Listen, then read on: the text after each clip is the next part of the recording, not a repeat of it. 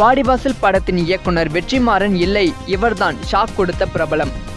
Tamil cinema ரசிகர்கள் பெரிதும் எதிர்பார்க்கப்படும் திரைப்படங்களில் ஒன்று வாடிவாசல்.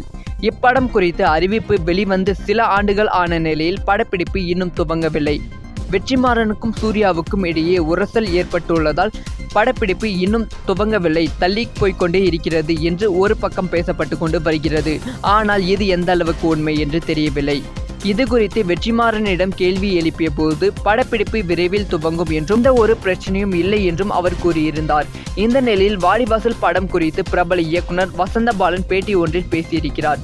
இதில் வாடிவாசல் படத்தை முதலில் இயக்க இருந்த வெற்றிமாறன் கிடையாது, இயக்குனர் லிங்குசாமி தான்.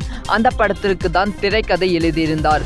ஆனால் ஜல்லிக்கட்டை வைத்து மட்டுமே படம் எப்படி எடுக்க முடியும், திரைக்கதை அமைக்க முடியுமா என்ற சந்தேகம் இருந்தது. அதன்படி அது சரிவரவில்லை என்று கைவிட்டோம்.